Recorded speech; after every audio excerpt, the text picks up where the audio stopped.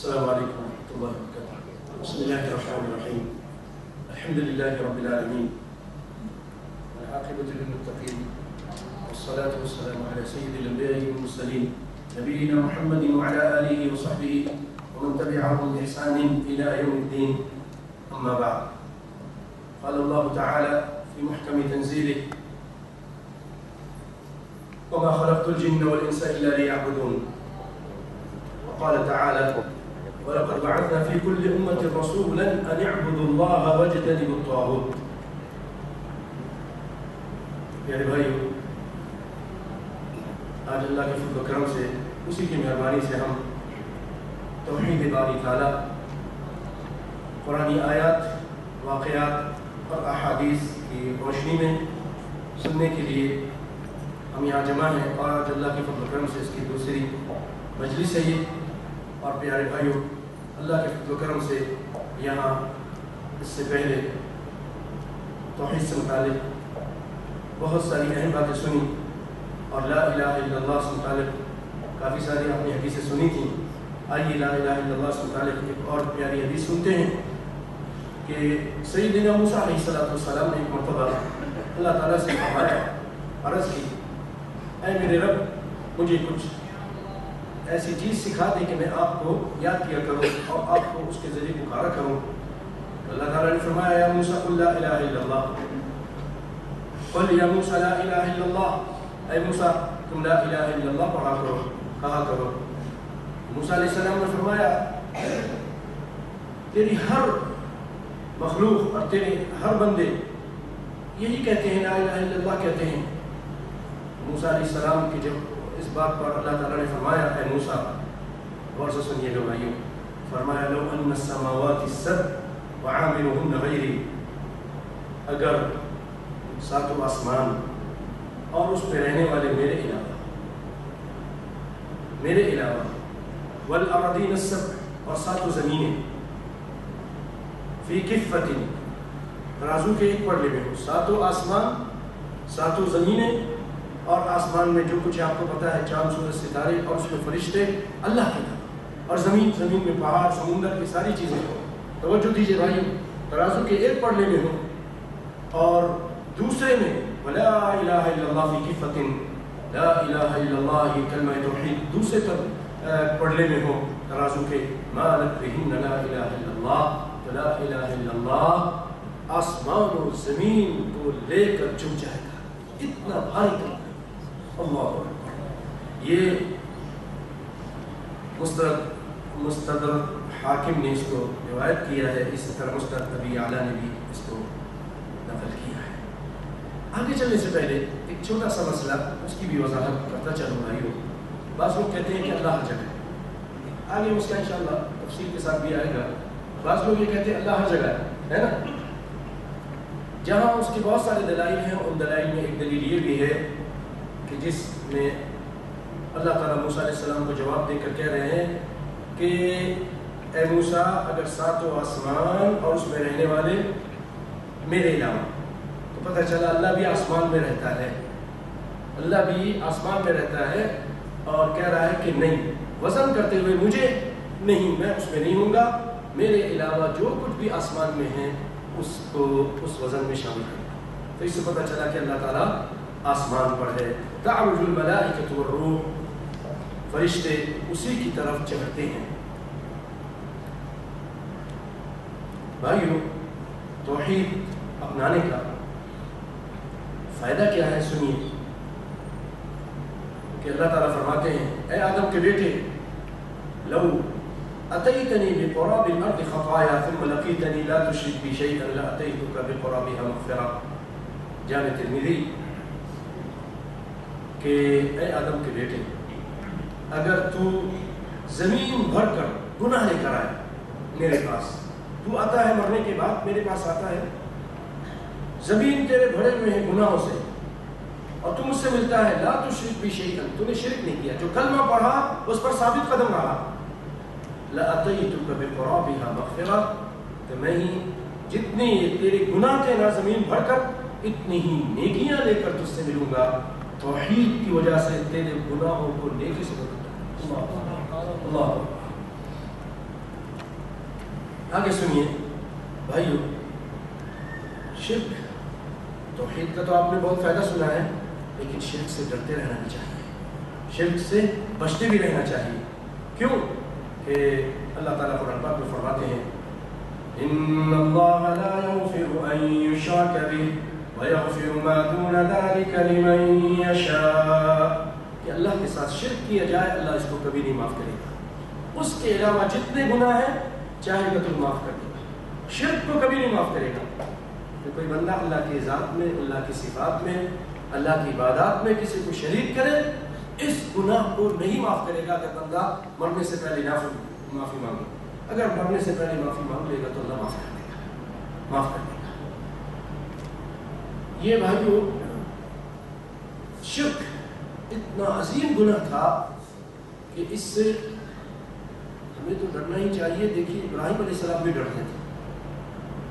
ابراہیم علیہ السلام جب دعا مانگی تو سنیے کیا الفاظ ہیں اور کس طرح دعا مانگی۔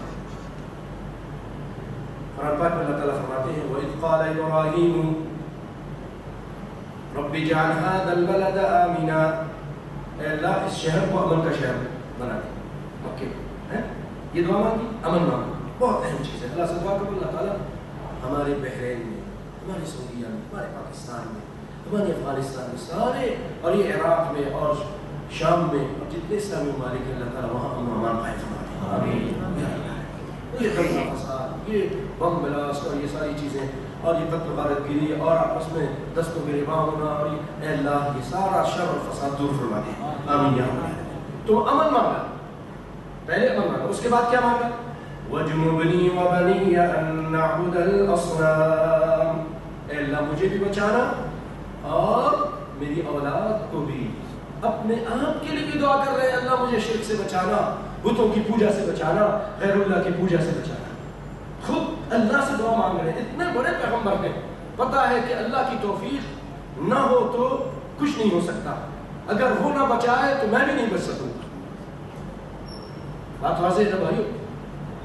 اور اسی لیے پیارے پیغمبر صلی اللہ علیہ وسلم بھی فرماتے ہیں اپنے صحابہ کرام سے اخوف ما اخاف علیکم الشرک الاصغر، آپ فرماتے ہیں مجھے تمہارے بارے میں سب سے زیادہ ڈر شرک اصغر کا ہے، شرک کا ہے۔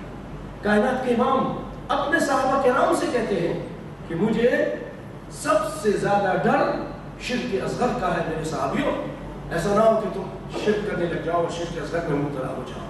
پوچھا گیا کہ شرک اصغر کیا ہے، آپ نے فرمایا کہ دکھلاوا، ریا بھی، ریا نمود، دکھلاوا یہ بھی شرک ہے۔ اور جیسا کہ آپ نے فرمایا من صلی یرائی فقد اشرک، جو لوگوں کو دکھلانے کے لیے نماز پڑھتا ہے وہ بھی شرک کرتا ہے۔ اور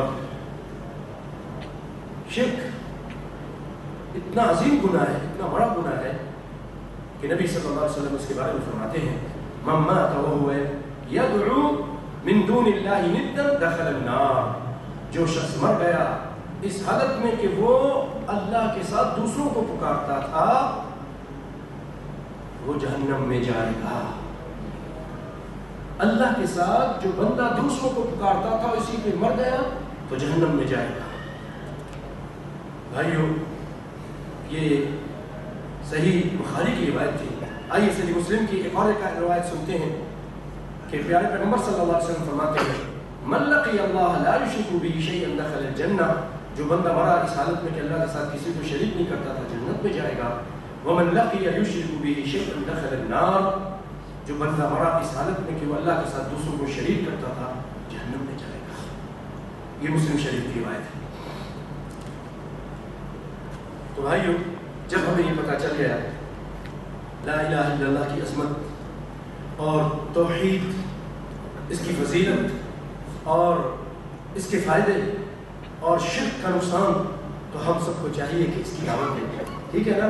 جہاں اللہ نے مجھے اور آپ کو سمجھ دی تو ہمیں چاہیے کہ ہم اس کی دعوت کو پھیلائیں، آگے لوگوں تک بتائیں کہ لوگوں شرک مت کرو، ایک اللہ کو پکارو اور اس کے ساتھ کسی کو مت پکارو، اس کی دعوت دیں۔ جیسا کہ قرآن پاک میں اللہ تعالیٰ فرماتا ہے پیارے پیغمبر صلی اللہ علیہ وسلم سے کہ آپ کہہ دیجیے قل هذه سبيلي أدعو إلى الله على بصيرة أنا ومن اتبعني وسبحان الله وما أنا من المشركين. کہہ دیجئے یہ میرا راستہ ہے، ادعو الی اللہ، میں لوگوں کو اللہ کی طرف بلاتا ہوں بصیرت کے ساتھ، انا میں اور میرے پیچھے چلنے والے، وسبحان اللہ اور اللہ پاک ہے، وما انا من المشرکین میں مشرکوں میں سے نہیں ہوں. یہ میری دعوت ہے کہ اللہ کو پکارو، اللہ کے ساتھ کسی کو شریک مت کرو، میں بھی شرک نہیں کرتا. اور یہ سب سے پہلی دعوت ہونی چاہیے. جیسا کہ نبی صلی اللہ علیہ وسلم نے اپنے ایک پیارے صحابی تھے، بہت پیار کرتے تھے ان سے، معاذ بن جبل، ایک موقع پہ تو ان سے کہا انی احبک، اے معاذ میں تم سے محبت کرتا ہوں. اللہ اکبر، اللہ اکبر. بہت پیارے صحابی تھے، بہت فقیر تھے. ان کو آپ صلی اللہ علیہ وسلم نے یمن کی طرف بھیجا اور فرمایا کہ دیکھو تم ایسی قوم کی طرف آ رہے ہو، کوئی جاہل قوم نہیں ہو، اہل کتاب ہے، اہل کتاب کی طرف آ رہے ہو تو سوچ سمجھ کے بات کرنا، علمی بات کرنا. فَلْيَكُنْ أَوَّلَ مَا تَدْعُوهُمْ إِلَيْهِ شَهَادَةُ أَن لَا إِلَهَ إِلَّا اللَّهُ. سب سے پہلے جس چیز کی تم دعوت دو وہ لا الہ الا اللہ کی دعوت ہونی چاہیے، توحید کی دعوت ہونی چاہیے کہ اللہ ایک ہے، اس کے ساتھ کوئی شریک نہیں. یہ دعوت ہونی چاہیے. اور پھر اس کے بعد آپ نے فرمایا کہ اگر وہ لوگ مان جائیں تو پھر ان کو بتاؤ کہ اللہ تعالیٰ نے 5 نمازیں فرض کی ہیں دن اور رات میں. جب اس کو بھی مان لیں تو ان کو بتاؤ کہ اللہ تعالیٰ نے صدقہ ان کے پر یعنی زکوٰۃ فرض کیا ہے جو ان کے امیروں سے لیا جائے گا اور غریب کو لوٹایا جائے گا. اگر وہ یہ بھی بات مان لیں تو دیکھو زکوٰۃ لینے میں ان کے اچھے مال کو نہ لے لینا. وَاتَّقِ دَعْوَةَ الْمَظْلُومِ اور مظلوم کی بد دعا سے بچتے رہنا، مظلوم کی بد دعا سے بچتے رہنا. یہ آپ صلی اللہ علیہ وسلم نے اپنے صحابہ کو یہ منہج دیا کہ سب سے پہلی دعوت تمہاری لا الہ الا اللہ کی ہونی چاہیے، سب سے پہلی دعوت. آئیے بھائیو، آج اللہ کے فضل و کرم سے میں نے اللہ کے فضل و کرم سے میں کچھ بھی نہیں، جو کچھ اگر ہے تو وہ اللہ کے فضل و کرم سے ہوا، جو ہوگا وہ بھی اللہ کے فضل و کرم سے ہوگا.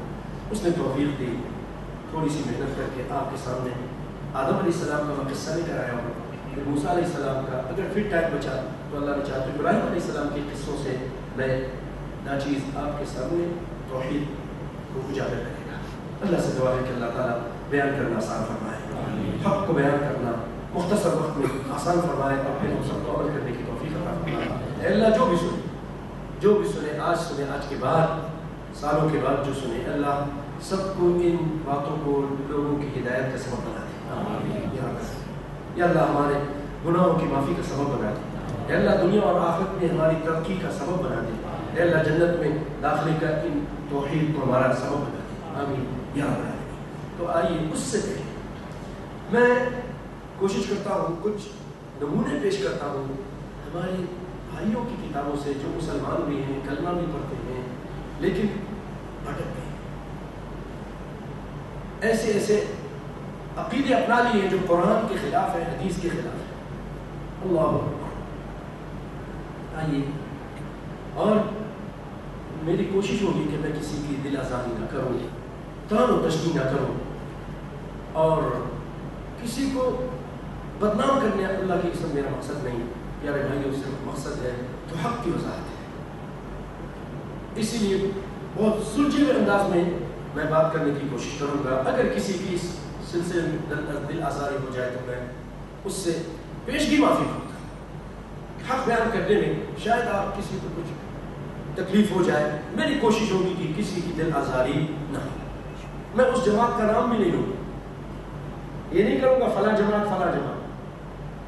کتاب کا حوالہ دوں گا اور ممکن ہے کسی عالم کا نام آ جائے، معذرت کے ساتھ. پہلا واقعہ شیخ ابو یعقوب سنوسی کہتے ہیں، مشہور کتاب ہے، لوگوں کے پاس ہوتی ہے، مسجدوں میں ہوتی ہے، جگہ جگہ لے کے پھرتے ہیں. تو وہ کہتے ہیں کہ میرے پاس ایک مرید آیا اور کہنے لگا یہ یعقوب سنوسی، ابو یعقوب سنوسی کہتے ہیں کہ میرے پاس ایک مرید آیا اور آ کر کہنے لگا کہ کل ظہر کے بعد مر جاؤں گا، میں کل ظہر کے بعد مر جاؤں گا۔ اللہ اکبر۔ میرے بھائیو، اللہ تعالیٰ قرآن پاک میں فرماتے ہیں ان اللہ عنده علم الساعة وينزل الغيث ويعلم ما في الأرحام وما تدري نفس ماذا تكسب غدا وما تدري نفس بأي أرض تموت۔ کسی نفس کو نہیں معلوم کہ وہ کہاں مرے گا، کل اس کے ساتھ کیا ہوگا، کسی کو نہیں معلوم، کسی کو نہیں معلوم۔ اور یہ اس قصے میں کہہ رہے ہیں کہ میں کل مر جاؤں گا، کسی کو نہیں معلوم کون کب مرے گا۔ چنانچہ دوسرا دن ہوا، ظہر کے وقت مسجد حرام میں وہ شخص آیا، اس نے طواف کیا، تھوڑی دور جا کر مر گئے، تھوڑی دور جا کر وہ حضرت صاحب مر گئے۔ میں نے اس کو غسل دیا اور دفن کیا۔ جب میں نے اس کو قبر میں رکھا تو اس نے آنکھیں کھول دی۔ اللہ اکبر۔ مرنے کے بعد دنیا میں ہی زندہ ہو گئے، قبر میں ہی زندہ ہو گئے، فرشتوں کے آنے سے پہلے ہی زندہ ہو گئے۔ یا اللہ، وہ آنکھیں کھول دی میں نے تو اس نے آنکھیں کھول دی۔ جب میں نے اس کو قبر میں رکھا تو اس نے آنکھیں کھول دی۔ میں نے کہا مرنے کے بعد بھی زندگی ہے؟ تو کہنے لگا میں زندہ ہوں اور اللہ کا ہر عاشق زندہ رہتا ہے۔ اب کون سی جماعت ہے یہ آپ خود سمجھ لیجیے اور سمجھ لیں گے۔ بہرحال اللہ کو ہدایت دے، میں کسی کا دل نہیں دکھاتا، بس کیونکہ امانت کے طور پر دلائل دے دیتا ہوں۔ فضائل صدقات حصہ دوم، صفحہ نمبر 300، صفحہ نمبر 300، مکتبہ ہے امدادیہ ملتان، مکتبہ امدادیہ ملتان کی چھپی ہوئی۔ دوسرا واقعہ سنیے، اسی طرح کا ہے۔ وہ ابو علی بیان کرتے ہیں کہ ایک فقیر میرے پاس عید کے دن آیا، بہت خستہ حال تھا، پرانے کپڑے تھے، پرانے کپڑے۔ کہنے لگا یہاں کوئی پاک صاف جگہ ایسی ہے جہاں غریب فقیر مر جائے؟ سوال کر سکتے ہیں، میں مرنا چاہتا ہوں تو کوئی غریب فقیر مر جائے، کوئی پاک صفا ہے، پاک جگہ ہے؟ میں نے لاپرواہی سے کہا، لفظ سمجھ کے کہہ دیا اندر آ جا اور جہاں چاہے پڑھ کے مر جا۔ وہ اندر آ گیا، وضو کیا، چند رکعتیں نماز پڑھی اور لیٹ کر مر گیا۔ یعنی مرنا گویا ان لوگوں کے اختیار میں ہو گیا۔ اللہ کیا فرماتے ہیں؟ تبارک الذی نزل الفرقان على عبده ليكون للعالمین نذیرا۔ اور فرمایا کہ اسی کے ہاتھ میں موت اور حیات ہے۔ اسی صورت میں فرمایا اسی کے ہاتھ میں موت اور حیات ہے۔ تو یہ حضرت مر گئے۔ اچھا جی، میں نے اس کی تجہیز و تکفین کی۔ جب دفن کرنے لگا تو مجھے خیال ہے کہ اس کے منہ سے کفن ہٹا کر اس کا منہ زمین پر رکھ دوں تاکہ حق تعالی شانہ اس کی غربت پر رحم فرمائے۔ میں نے اس کا منہ کھولا، اس نے آنکھیں کھول دی۔ لکھا ہوا ہے، میں نے منہ کھولا، اس نے آنکھیں کھول دی۔ میں نے پوچھا میرے سردار کیا موت کے بعد بھی زندگی ہے؟ مردہ باتیں کر رہا ہے۔ یا اللہ، کیا موت کے بعد بھی زندگی ہے؟ کہنے لگا میں زندہ ہوں، اللہ کا ہر عاشق زندہ ہوتا ہے۔ میں کل قیامت کے دن اپنی وجاہت سے تیری مدد کروں گا۔ فضائل صدقات حصہ دوم، صفحہ نمبر 309۔ باقی نہیں، کسی کا نام نہیں لیتا۔ ایک اور واقعہ سنیے بھائیو۔ ہمارا اسلام قبروں پہ جا کر مانگنا یا ان سے اپنا حال بیان کرنا اس سے منع کرتا ہے۔ نبی کائنات صلی اللہ علیہ وسلم کے زمانے میں قحط سالی پڑھی، صحابہ کرام نے نبی صلی اللہ علیہ وسلم کے جب آپ کے زمانے میں پڑھی تو آپ صلاۃ استسقاء کے لیے باہر چلے گئے، اور جب عمر کے زمانے میں قحط سالی پڑھی تو عمر آپ کی قبر میں نہیں آئے کہ اے رسول صلی اللہ علیہ وسلم آپ کی امت میں مشکل آئی ہے، قحط پڑی ہے، نہیں اپنا واجہ بیان کیا، بلکہ سیدنا عباس کو لے کر، نبی کے چچا کو لے کر جنگل کی طرف، میدان کی طرف نکل گئے اور کہا آپ دعا کیجیے۔ ان کے وسیلے سے دعا کی اور کہا اللہم انا کننا نتوسل الیک بنبیک، ہم تیرے نبی کا وسیلہ لیتے تھے، اور اب نتوسل الیک بعم نبی کا، کیونکہ تیرے نبی چلے گئے ہیں، تو جو دنیا سے چلے گئے اس کا وسیلہ جائز نہیں، تیرا نبی کے چچا زندہ ہے اس کا وسیلہ لیتے ہیں، اور پھر وسیلہ کیا کہ ان سے کہو دعا کریں۔ انہوں نے دعا کی، اللہ نے پانی برسا دیا۔ تو پتہ چلا اس واقعے سے کہ آپ کی قبر پہ صحابہ کرام نہیں گئے، لیکن میں آپ کو جو قصہ بیان کرتا ہوں سنیے۔ اس میں بیان کرتے ہیں حضرت صاحب کہ مصر میں ایک آدمی تھا جو لوگوں کو مدد کرتا تھا، خیر کے کام کرتا تھا، مصیبت زداؤں کی مدد کرتا تھا۔ مختصر بیان کرنے کی کوشش کرتا ہوں۔ تو ایک مرتبہ اس کے پاس کوئی آدمی آیا، پیسے مانگے، اس نے ادھر ادھر لوگوں سے مانگے، نہیں ملے، تو بہت پریشان ہوا۔ پھر کچھ اس کے دماغ میں آیا، ایک سخی کی قبر پہ چلا گیا۔ کہا کیا مومن مسلمان ہوتے ہیں، مواحد کدھر آتے ہیں، مسجد آتے ہیں، اللہ کے آگے ہاتھ پھیلاتے ہیں، وہ ایک سخی کی قبر پہ لکھا ہوا ہے۔ وہ سخی کی قبر پر گئے اور ان کی قبر پر بیٹھ کر سارا قصہ بیان کر دیا کہ یہ ہوا ہے، لوگوں سے مانگا کسی نے نہیں دیا، تو سارا قصہ بیان کر دیا۔ وہاں سے اٹھ کر چلے آئے، واپس آ کر ایک اس کے پاس دینار تھا، وہ اس کو 2 ٹکڑے کیا، ایک اس نے آدھا خود رکھا اور آدھا اس فقیر کو دے دیا جو مانگنے آیا تھا، اور کہا چلو اپنا کام چلاؤ، یہ قرض دیتا ہوں، جب تمہارے پاس آ جائے گا تو پھر مجھے آ کے واپس کر دینا۔ اب رات کو یہ خواب میں کیا دیکھتے ہیں؟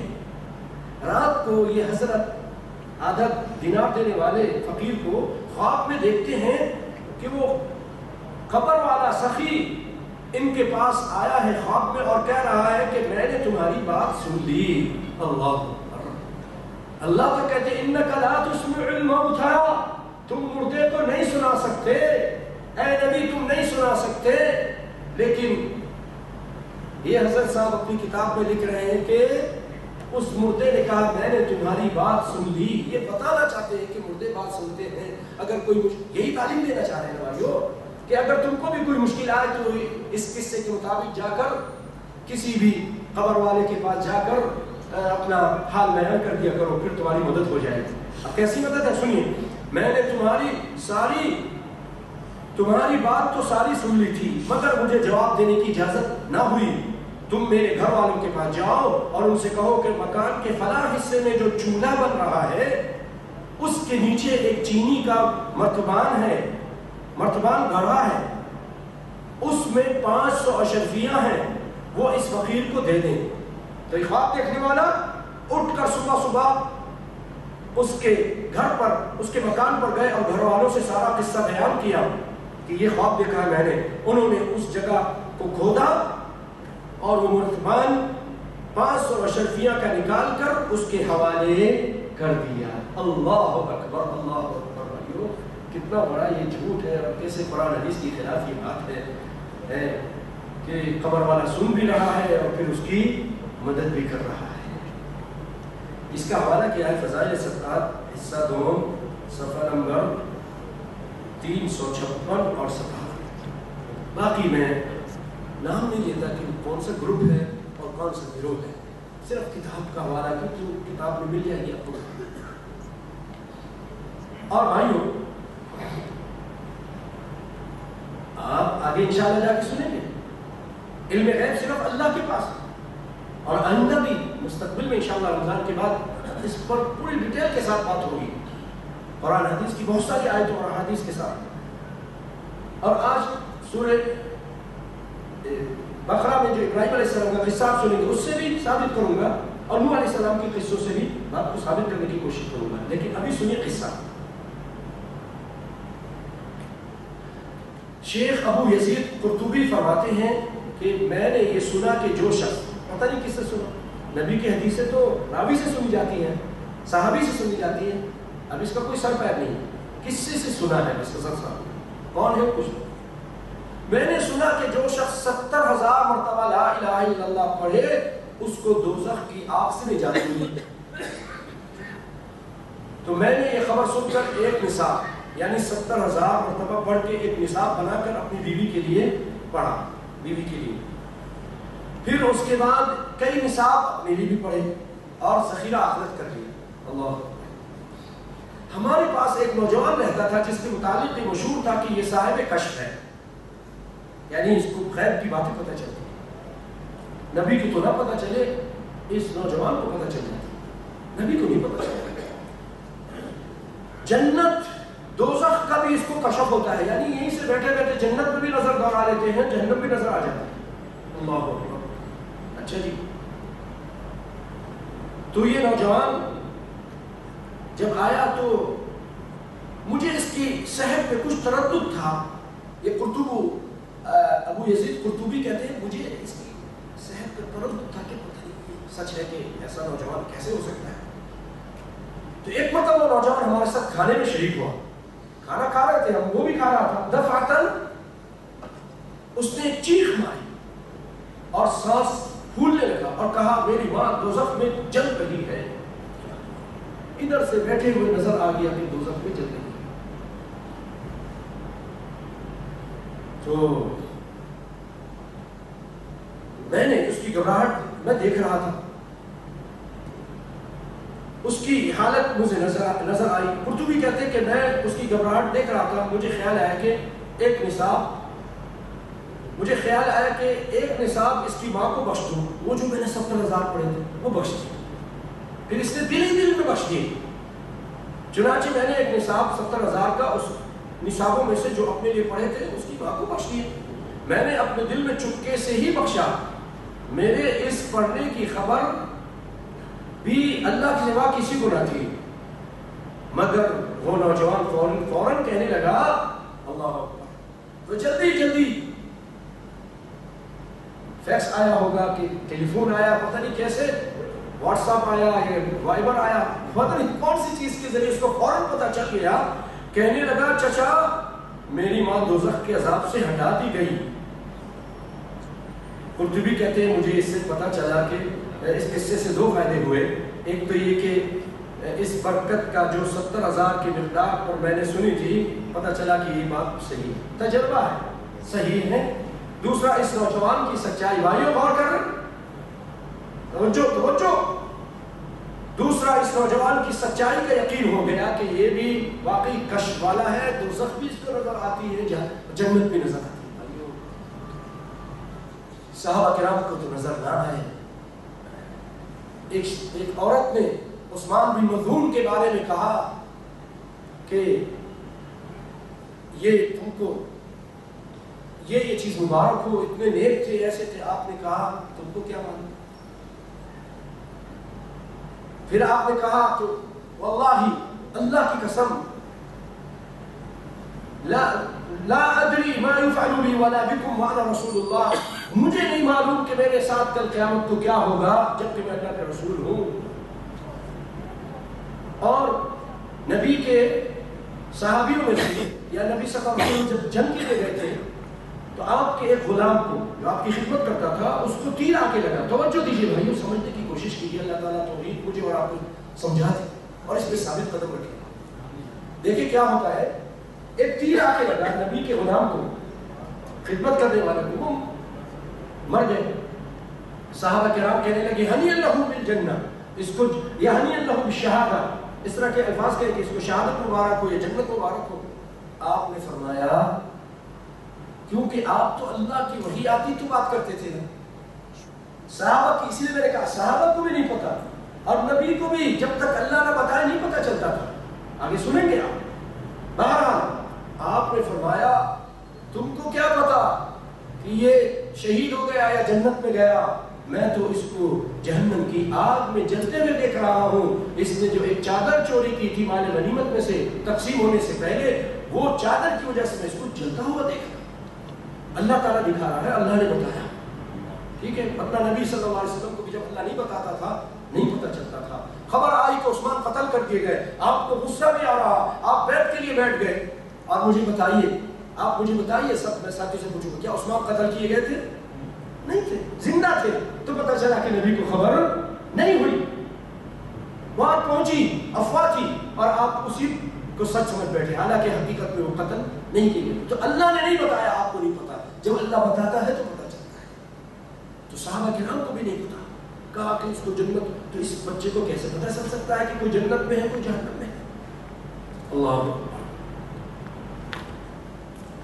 بھائیو، اسی طرح امام ابو حنیفہ رحمۃ اللہ علیہ کے بارے میں مشہور کر دیا کہ وہ وضو کرتے لوگوں کو دیکھتے تھے. تو میں اس کا حوالہ دینا رہ گیا ہے، اس کا حوالہ بھی بتا دوں. یہ ہے فضائل اعمال صفحہ نمبر 576 اور فضائل ذکر صفحہ نمبر 98-99. عتیق اکیڈمی، بیرون، گوڑا گیٹ، ملتان، پاکستان کی چھٹی. دلائل دینا ضروری حوالہ. چلیے مختصر ابو حنیفہ رحمۃ اللہ علیہ کے بارے میں لکھتے ہیں کہ اس قدر ان کو کشف ہوتا تھا علم غیب، لوگوں کے گناہوں کو وضو کرتے ہوئے جھڑتے ہوئے دیکھ لیتے تھے. سنیے، چنانچہ حضرت امام اعظم کا قصہ مشہور ہے کہ وضو کا پانی گرتے ہوئے محسوس فرما لیتے تھے کہ کون سا گناہ اس میں دھل رہا ہے. فضائل نماز صفحہ نمبر 13. اسی طرح علامہ شعرانی میزان الکبریٰ میں لکھتے ہیں کہ حضرت امام اعظم جب کسی شخص کو وضو کرتے ہوئے دیکھتے تو اس پانی میں جو گناہ دھلتا وہ ان کو معلوم ہو جاتا تھا. اسی طرح انہوں نے ایک مرتبہ کوفہ کی مسجد میں دیکھا، وضو خانے میں تشریف جب لائے تو دیکھا ایک نوجوان وضو کر رہا ہے. تو اس کے وضو کا پانی گرتے ہوئے آپ نے دیکھا تو اس کو چپکے سے نصیحت فرمائی کہ بیٹا والدین کی نافرمانی سے توبہ کر لی. اس نے توبہ کر لی. دوسرے شخص کو دیکھا تو اس کے نصیحت فرمائی کہ بھائی زنا نہ کر. یا اللہ، ان کو پتہ چل رہا ہے کہ کون زنا کرتا ہے، کون کیا کرتا ہے، وضو کے پانی سے دیکھا. کہا بھائی زنا نہ کرنا، اس نے توبہ کر لی. ایک اور کو دیکھا شراب خوری اور لہو لعب کا پانی گر رہا ہے تو اس کو بھی نصیحت فرمائی، اس نے بھی توبہ کر لی.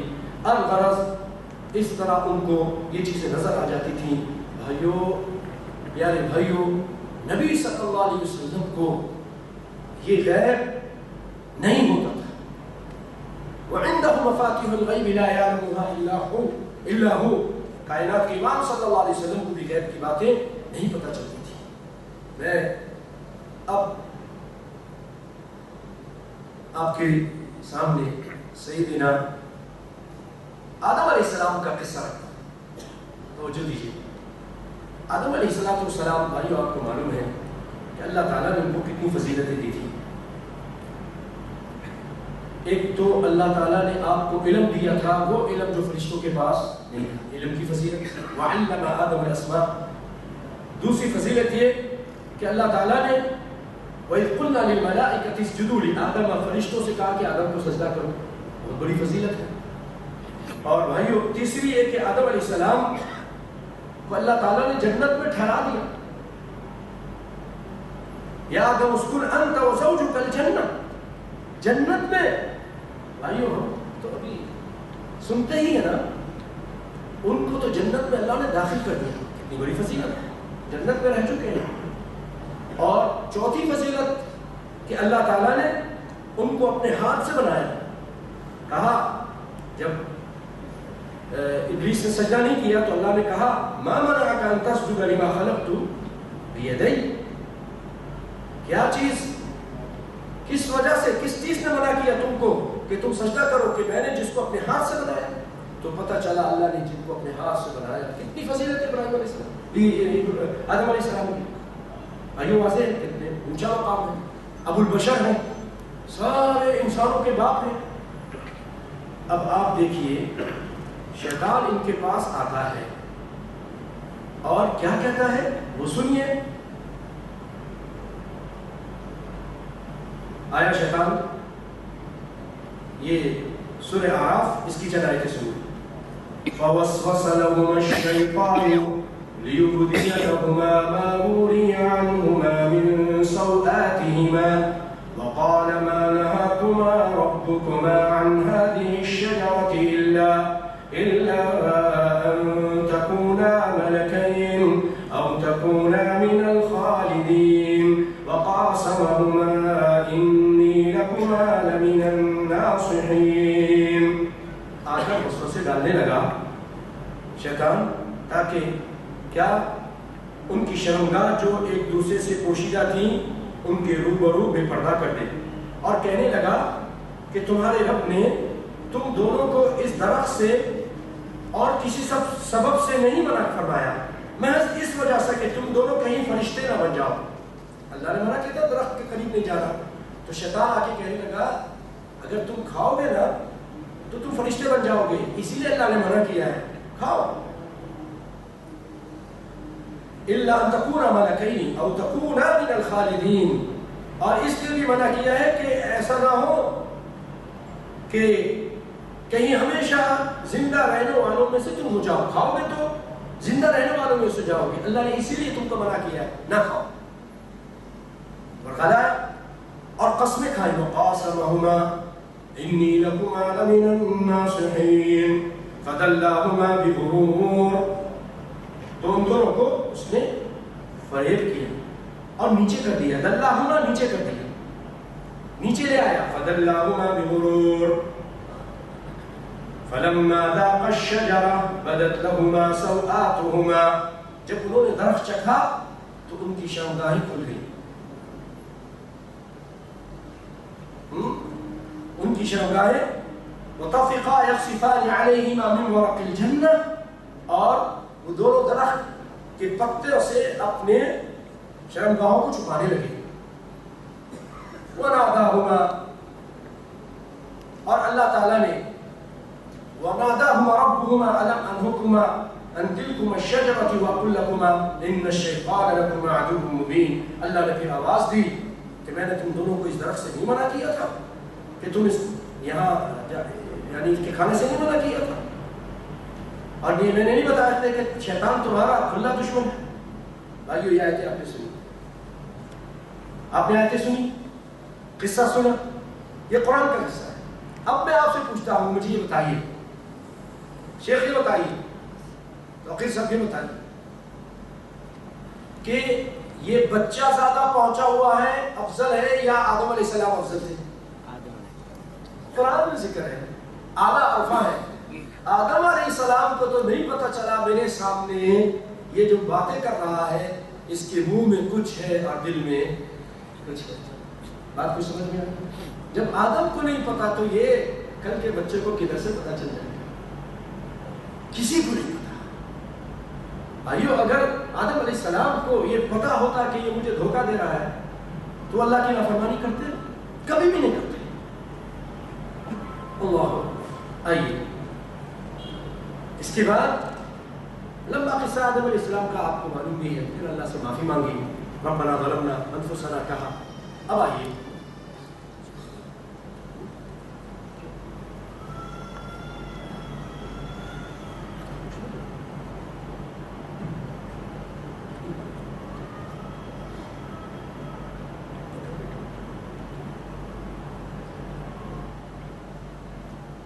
اب میں آپ کے سامنے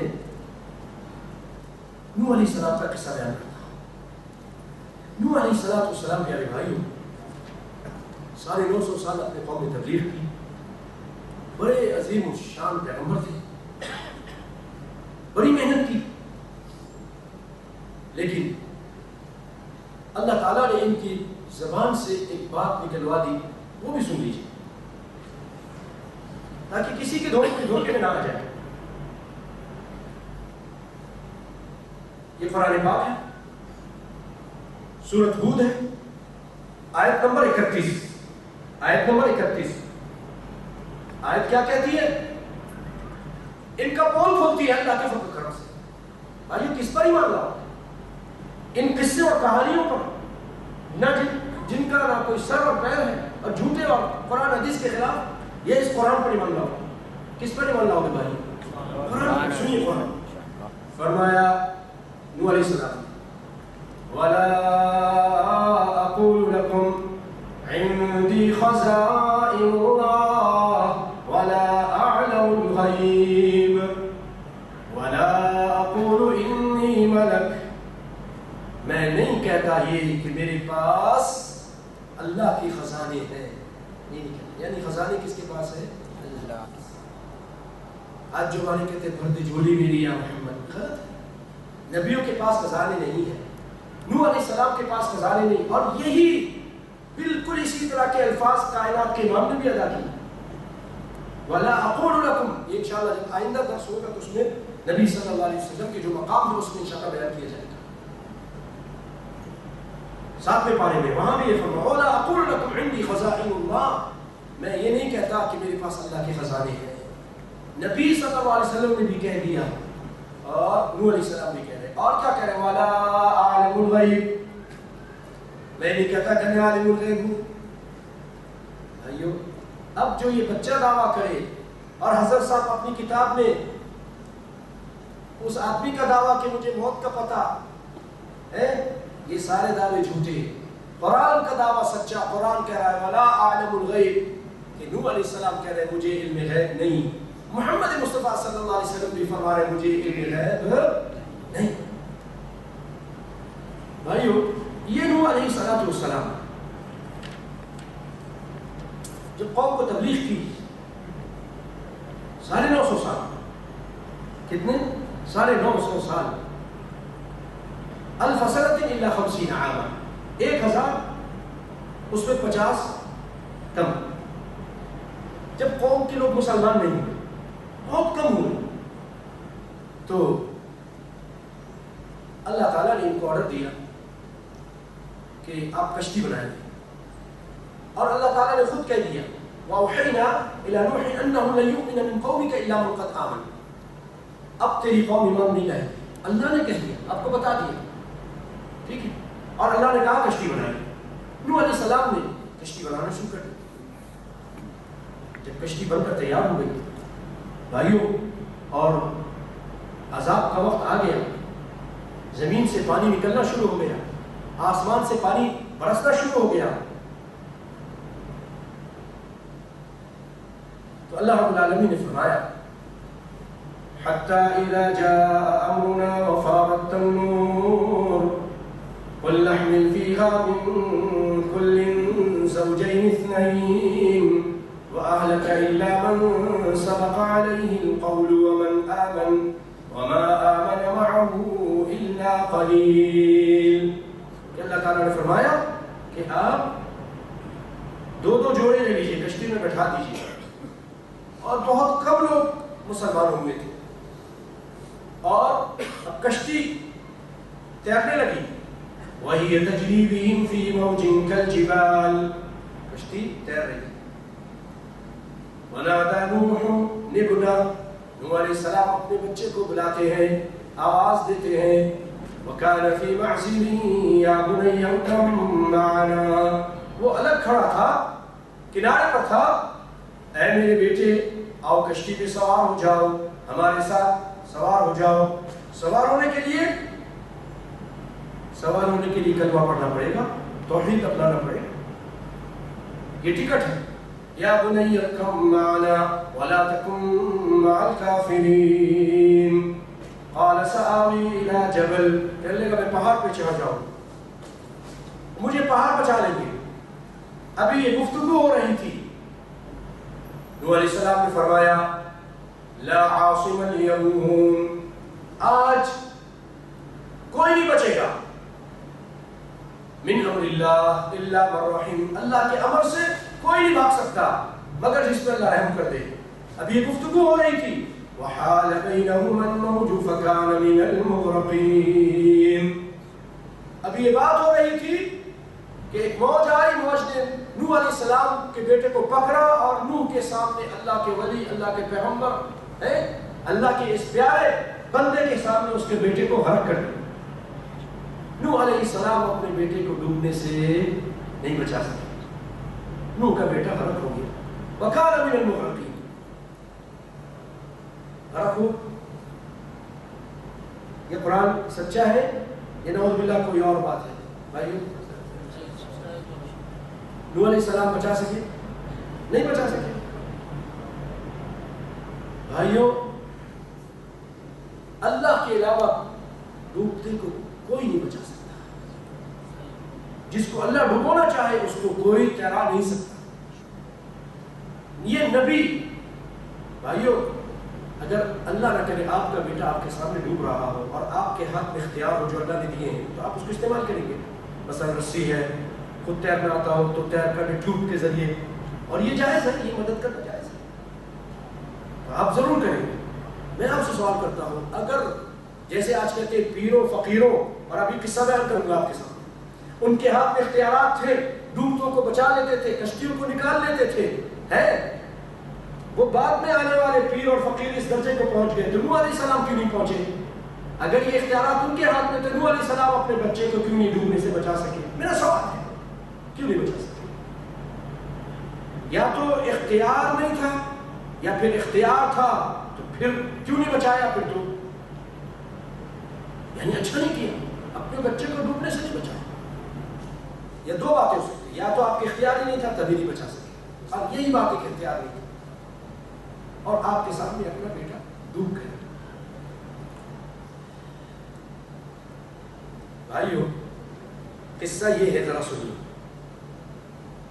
اشرف علی تھانوی، میں جماعت کا نام نہیں لوں گا، مولانا اشرف علی تھانوی صاحب شیخ نظام الدین سے روایت کرتے ہیں، وہ شیخ عبداللہ ہراتی سے، کہ ان کو ولایتی نے بیان کیا کہ ان کا ایک دوست تھا اور وہ ان کے بیعت شدہ تھا، شیخ امداد اللہ کے ہاتھ پر، امداد اللہ مہاجر مکی کے ہاتھ پر بیعت کیا ہوا تھا۔ وہ حج کے سفر کے لیے نکلے تھے، کشتی پہ سوار تھے، جہاز پہ، سفینہ میں، تو راستے میں چلتے چلتے کشتی کسی سفینہ اور جہاز کسی چٹان سے ٹکرا گیا اور قریب تھا کہ وہ ڈوب جاتا۔ تو وہ جو آدمی بیٹھا تھا جو شیخ کے ہاتھ پر بیعت شدہ تھا، بھائیو کیا کیا بیان کرو، اس نے کیا کیا؟ اس کو جب پتا چلا کہ اب ڈوبنا نہیں، بس یقینی طور پہ موت ہے اور ڈوبیں گے، تو اس نے توجہ کی نحو شیخ کی طرف اور اس سے التماس کی، مدد کی طلب، مدد مانگی ان سے، کہا کہ یہ گھڑی ہے مدد کی، ان تغیثنی فی ہذہ الساعہ، کہ اس وقت ہماری مدد کیجئے۔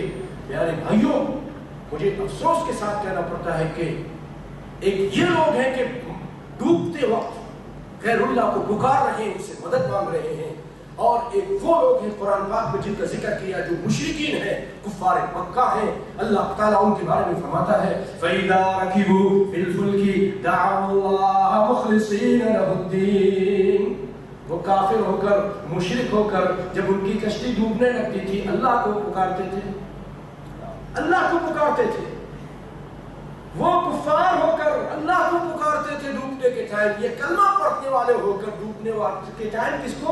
اپنے پیر کو پکارتے ہیں۔ تو انہوں نے پکارا تو پھر یہ حضرت پہنچ گئے اور کشتی تیرنے لگ گئی۔ ایک اور قصہ اسی طرح ہے کہ شیخ صاحب نے اپنے خادم کو کہا میرے پیر کو ذرا دبانا، ذرا اس کو مالش کرو، دباؤ۔ سن رہے؟ سنیے ذرا کہ بہت تکلیف ہے مجھے۔ تو خادم نے قمیص ہٹائی، شیخ کی دبانے لگا، اس میں کچھ خراشیں تھیں، زخم تھے کئی جگہوں پر۔ تو خادم کہنے لگا یہ زخم کا سبب کیا ہے؟ حضرت آپ کی پیٹھ میں جو یہ زخم ہے، جلد زخمی ہے۔ تو انہوں نے کہا کوئی بات نہیں، نہیں سبھی شیخ۔ اس نے پھر پوچھا، سوال کیا، پھر شیخ نے جواب نہیں دیا۔ خادم تیز تھا، خادم تھا شاید وہاں بھی ہوگا، کہنے لگا حضرت یا سیدی آپ تو گھر سے نکلے نہیں اور گھر میں موجود ہوں، یہ چوٹ آپ کو کہاں سے لگ گئی؟ تو یہ چوٹ کہاں سے لگ گئی؟ جب آپ نے دیکھا کہ خادم بہت مصر ہے تو کہنے لگے ایک جہاز تھا پانی کا، وہ ڈوبنے لگا تھا اور اس میں ہمارا ایک دینی بھائی تھا، بیعت کے سلسلے کا ایک بھائی تھا اور بڑی گروزاری کر رہا تھا، دعا میں پکار رہا تھا، تو میں پہنچ گیا۔ اللہ اکبر، گھر سے نکلے نہیں، خادم دیکھ رہا ہے۔ فرفعت الباخرة على ظهري، میں نے کشتی کو، جہاز، سمندری جہاز کو اپنے کندھے کے ذریعے اٹھا دیا، کندھے سے سہارا دیا، وہ جہاز باہر آ گیا اور وہ ٹھیک ٹھاک چلنے لگا، تو یہ اسی کی زخم ہے، اسی سے جہاز کرنا، تو اس سے حضرت صاحب کو زخم آ گئے. اللہ اکبر. ادھر نوح علیہ السلام کا بیٹا ڈوب رہا ہے، وہ بچا نہیں سکتے ہیں، اور یہ حضرات یہ ایسے پہنچے ہوئے اللہ اکبر کہ دور حج کے سفر میں سمندر میں کہیں وہ ان کو آواز دے اور یہ پہنچ جائے اور وہ ڈوبتی ہوئی کشتی کو سہارا دے دے نکل جائیں. یہ اسلام ہے، یہ توحید ہے. یہ کیا چیز ہے؟ کیا ہو گیا میرے پیارے بھائیوں؟ میں کسی کو گالی نہیں دیتا، میں نہیں آپ کو کسی کو کہتا کہ مشرک یا فلاں نہیں، میں نہیں کہتا، میں دعوت دیتا ہوں کہ آئیے اللہ کے لیے سوچیے، غور کیجیے. ان قصوں کو یہ آپ کے ہاتھ میں کتابیں موجود ہیں، آرام سے کسی بھی مسجد میں جا کے آپ تلاش کر سکتے ہیں. اور اس کا حوالہ بھی سن لیجیے. کرامات امدادیہ، شیخ اشرف علی تھانوی صاحب، صفحہ نمبر 7 سے لے کر 18. کرامات امدادیہ واضح ہے. اللہ اکبر. آگے چلتے ہیں. نوح علیہ السلام کا قصہ اسی پہ بات ختم ہو جائے گی. جب بیٹا ڈوب گیا، نوح علیہ السلام کہنے لگے اے میرے اللہ، یہ تو میرا بیٹا تھا، میرے اہل میں سے تھا، اور آپ نے وعدہ کیا تھا کہ آپ کے اہل کو بچاؤں گا. اے اللہ تیرا وعدہ سچا، وانت احکم الحاکمین. اللہ تعالیٰ نے یاد دلایا، اللہ تعالیٰ نوح علیہ السلام نے یاد دلایا، اللہ سے عرض کی. اللہ تعالیٰ نے فرمایا قال یا نوح، اے نوح انہ لیس من اہلک، یہ آپ کا اہل نہیں. کیوں؟ اس کے عمل آپ کے جیسے نہیں، یہ عمل میں اچھا نہیں، خون سے آپ کا ہے، عمل سے آپ کا نہیں. ادھر توجہ دی. انہ عمل غیر صالح. آگے سنیے بھائیو، سنیے، رونگٹے کھڑے کر دینے والی بات ہے. اتنے بڑے پیغمبر، اولو العزم پیغمبر ہیں، یہ 5 اولو العزم پیغمبر میں سے ایک نوح علیہ السلام ہے. اللہ تعالیٰ ان کے بارے میں کیا کہہ رہے؟ جب یہ سوال کیا نا اللہ سے کہ اللہ آپ نے تو کہا تھا کہ آپ کے بیٹے کو بچاؤں گا، اہل کو بچاؤں گا، اور یہ میرا بیٹا میرا اہل ہے. اللہ تعالیٰ نے فرمایا فلا تسألنی ما لیس لک بہ علم. اے نوح اس چیز کا سوال نہ کر جس کا تجھے علم نہیں. اللہ اکبر. پتہ چلا نوح کو بھی علم نہیں ہوگا. علم غیب صرف اللہ کو ہے. یہ بچے کو کہاں سے علم غیب، اس مرنے والے کو کہاں سے علم غیب ہو سکتا ہے؟ نوح جیسے عظیم پیغمبر کو علم غیب نہیں. یا تو رب کے قرآن کو مانو یا پھر ان قصے اور کہانیوں کو مانو. اور رب کے قرآن کا انکار کر دو کہ نہیں یہ جھوٹ ہے، وہ قصے سچے ہیں، یا پھر ان قصوں کا انکار کرو اور کہو کہ میرے رب کا قرآن سچا ہے. اللہ تعالیٰ ہمیں توفیق دے کہ ہم رب کے قرآن کو سچا مانیں. آمین. پیارے بھائیوں، پھر اس کے بعد کیا کہا اللہ تعالیٰ نے؟ انی اعظک ان تکون من الجاہلین. اے نوح ہم آپ کو سمجھا دیتے ہیں، آپ کو واعظ کر دیتے ہیں، نصیحت کر دیتے ہیں. انی اعظک، ہم آپ کو سمجھا دیتے آئندہ ایسا سوال نہ کرنا. کیوں؟ ان تکون من الجاہلین، ایسا نہ ہو کہ آپ جاہلوں میں سے ہو جائیں. نوح علیہ السلام ڈر گئے، کہا قال رب انی اعوذ بک ان اسألک ما لیس لی بہ علم. اے اللہ میں تیری پناہ پکڑتا ہوں کہ میں اس بات کا اس چیز کے بارے میں آپ سے سوال کروں جس کا مجھے علم نہ ہو. پتہ چلا کہ نبیوں کو بھی علم اللہ دے تو ہوتا ہے، نہیں دے تو نہیں ہوتا. وَإِلَّا تَغْفِرْ لِي، اے اللہ آپ اگر تو مجھے نہ بخشے اور تو مجھ پر رحم نہ فرمائے تو میں خسارہ پانے والوں میں سے ہو جاؤں گا. اللہ اکبر، اللہ اکبر. یہ آیت کو سن لیجئے. قال رب انی اعوذ بک ان اسألک ما لیس لی بہ علم والا تغفر لی وترحمنی اکن من الخاسرین. کس کو پکارتے؟ اے اللہ تو ہی. یہ اتنا بڑا پیغمبر اللہ سے مدد مانگتا ہے کہ اللہ اگر تو مدد نہیں کرے گا، تو رحم نہیں کرے گا تو میں نقصان اٹھانے والوں میں سے ہو جاؤں گا. اللہ اکبر. یہ ہے توحید. اللہ تعالیٰ مجھے اور آپ کو قرآن و سنت کو صحیح معنوں میں پڑھنے، توحید کو اپنانے اور توحید پر زندہ رہنے اور توحید پر ہم کو اے اللہ تو موت عطا فرما اور توحید کی دعوت کو پھیلانے کی بھی توفیق عطا فرما. آمین یا رب العالمین. میں اسی پہ اکتفا کرتا ہوں.